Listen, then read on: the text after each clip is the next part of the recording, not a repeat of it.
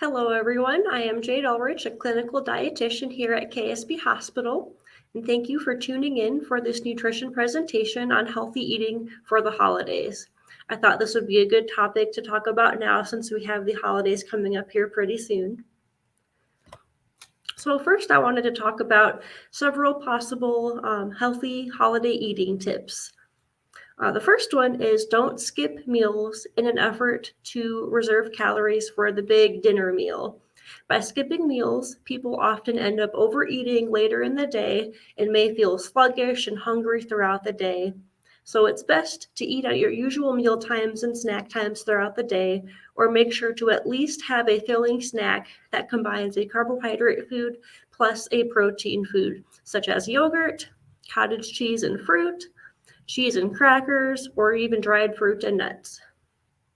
Another tip is to survey the options and don't eat everything you see. Choose to eat the foods that you want the most. So at a buffet, look at all the food options, then decide what you want to eat. This way, you might be less inclined to pile on food one after the other. And also, try to identify the healthy options and what will be your big indulgences. So that way you can form a quick plan to allow you to enjoy your holiday favorites while still eating healthy. Another tip is to use a small plate. So this can help to control the serving size by limiting how much of each foods you choose. And remember that you can always go back for seconds, which actually leads into my next point, which is to slow down during meals and take a 10-minute break after eating before taking seconds to give your body some time to see if you are full or still hungry. And remember that you can also save leftovers too. Another tip is to savor the seasonal treats. So make sure to take the time to really taste and enjoy the seasonal treats when you have them. Also, at a party, don't stand next to the food table. This makes it harder to mindlessly grab food as you mingle with your family and friends. Another tip is to bring mints or gum. It can be tempting to keep eating after you're full if there's still good food in sight. So when you're satisfied or want to stop yourself from overindulging or overeating, try popping in a mint or a piece of gum. And lastly, bring the healthy food you want to see at a party by contributing a healthy dish. All right, next I have a few healthy food substitution ideas for those who cook holiday meals or bring food to a holiday party. So one tip is to use brown rice instead of white rice for rice-based recipes, because brown rice has more fiber and nutrients than white rice and is also more filling. Choose multigrain or whole wheat pasta instead of white pasta for pasta recipes. Again, the multigrain and whole wheat pasta would have more fiber and nutrients in it. Also, choose whole wheat flour instead of all-purpose flour to increase the fiber in your recipes for breads and other recipes. And actually, on the next slide, I will also include a table with specific amounts for some of these food substitutions, including flour. Another one is to choose whole wheat crackers, breads, and rolls instead of the white crackers, breads, and rolls. Again, there's more fiber in those.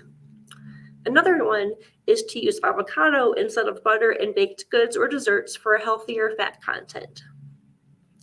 Another one is to use fat-free yogurt instead of sour cream for sour cream in potatoes or dips or other recipes calling for sour cream.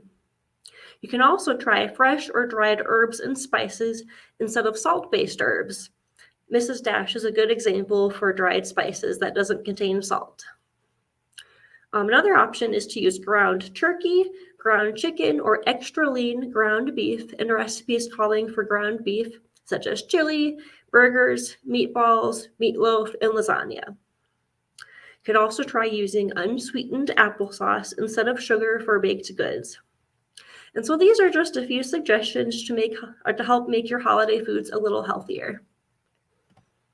So here is that table with specific amounts for some of the food substitutions that I just talked about.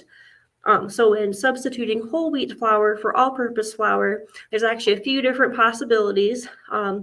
So when baking bread, you want to replace up to half of the all-purpose flour with the whole wheat flour. And with that, you want to use 1 cup of whole wheat flour for every 1 cup of all-purpose flour that you would have used. For other recipes, if you're replacing just part of the recipe, you want to again use 1 cup of whole wheat flour for 1 cup of all-purpose flour. Otherwise, for other recipes that you are completely substituting all of the flour, you'll want to use 1 cup of whole wheat flour for every 7/8 cup of all-purpose flour. And then also for replacing avocado for butter and baked goods, you want to use 1 cup of pureed avocado for every 1 cup of butter. And also with applesauce, you'll want 1 cup of the unsweetened applesauce for 1 cup of sugar. And then I also have included a recipe for a Greek yogurt veggie dip, which will be linked in the description of this video. It is a very quick and easy recipe, which can be a great side at any holiday party. So thank you so much for joining me for this presentation. I hope you learned a little more about some of the different ways to eat healthy while still enjoying your holiday food, and also have some healthy holiday food substitutions. And again, be sure to check out that recipe in the description of this video. Thank you and have a good night.